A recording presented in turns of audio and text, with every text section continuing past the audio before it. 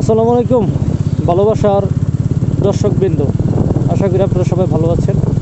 আল্লাহ পাকের অশেষ রহমতে আলহামদুলিল্লাহ আমিও ভালো আছি। আজকের এই ব্লগটা টোটালি আমাদের ইয়াং জেনারেশন সম্পর্কে আমি কিছু মতবাদ, আমার মন্তব্য আমি প্রকাশ করব। আপনারা খেয়াল করলে দেখতে পাবেন যে আমাদের ইয়াং জেনারেশন আসলেও কীভাবে তাদের জীবনটাকে তারা লিড করতেছে। তারা কি আসলেও সঠিক পন্থায় তাদের জীবনটাকে লিড করতেছে নাকি খারাপ পন্থায় লিড করতেছে।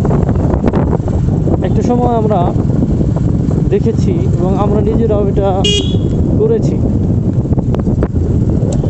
আমরা যখন ছোট ছিলাম, যখন 6, 7, 8, 9-এ পড়তাম, তখন আমরা বাইসাইকেল চালিয়ে স্কুলে যেতাম।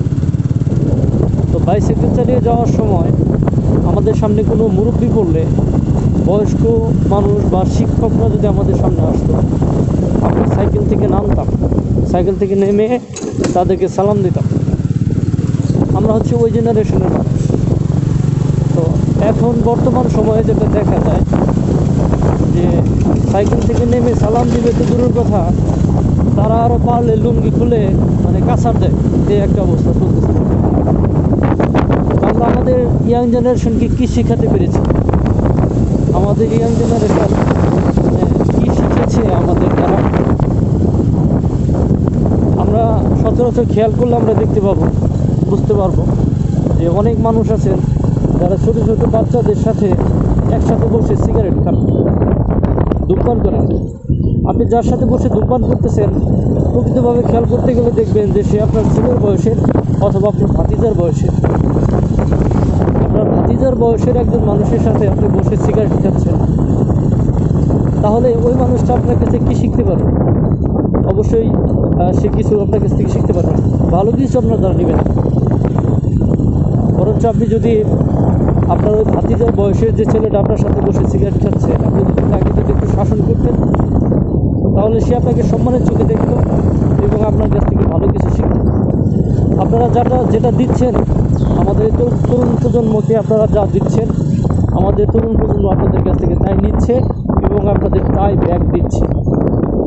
সম্মানিত দর্শক, দেখেন ছোট ছোট বাচ্চারা যখন বাবা মার সাথে খাইতে বসে, তখন তারা বাবা মা যেভাবে খায়, ছোটো ছোটো বাচ্চাগুলোও ঠিক ওইভাবেই খায়। বাবা মা যেভাবে কথা বলে, ছোটো ছোটো বাচ্চাগুলা ঠিক ওইভাবেই কথা বলে। অর্থাৎ এখানে বড়দের দেখে ছোটরা শিখে। বড়রা যদি ছোটদেরকে বকা দেয়, ছোটরাও দেখবেন বড়দেরকে বকা দিচ্ছে। এক্ষেত্রে বিষয়টা হচ্ছে যে যারা জুনিয়র যারা আছে, ছোট যারা আছে, এরা বড়দেরকে দেখে দেখে শিখে, এই জন্য আপনারা যারা বড় যারা আছেন, ছোটদের সাথে কথা বলার সময় অবশ্যই শালীনতার সাথে কথা বলবেন। এমন কিছু তাদেরকে দিবেন না যেটা পুনরায় রিপিট আসলে আপনার মন খারাপ হয়। অর্থাৎ ছোটরা অবশ্যই বড়দেরকে দেখে দেখে শিখে, এই বিষয়টা আপনাদেরকে মাথায় রাখতে হবে। কোনোভাবেই এই বিষয়গুলো ভুলে গেলে চলবে না।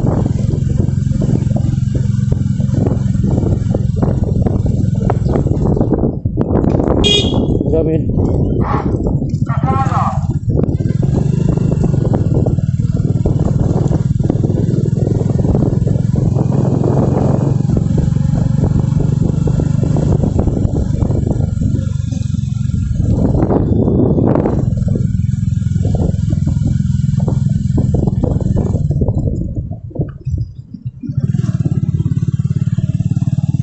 এলাকাটা অনেক সুন্দর, বাড়িঘরগুলো সব একদম পাকা, বিদেশি বেশি এলাকায় বিদেশি বেশি।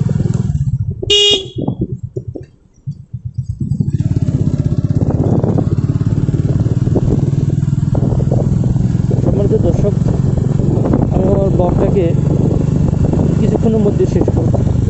যারা ইউটিউব থেকে আমার ব্লগটাকে দেখছেন দয়া করে একটা সাবস্ক্রাইব করে দিবেন, আর যারা ফেসবুক থেকে দেখছেন দয়া করে একটা ফলো দিয়ে দিবেন। আপনাদের ছোটো ছোটো উৎসাহ উদ্দীপনাই আমার জন্য অনুপ্রেরণা করে। সকলকে অসংখ্য ধন্যবাদ আমার এই ব্লগটা দেখার জন্য। দেখা হবে পরবর্তী কোনো ব্লগে। সে পর্যন্ত সবাই ভালো থাকুন, সুস্থ থাকুন। আসসালামু আলাইকুম রহমতুল্লাহি ওয়া বারাকাতুহু।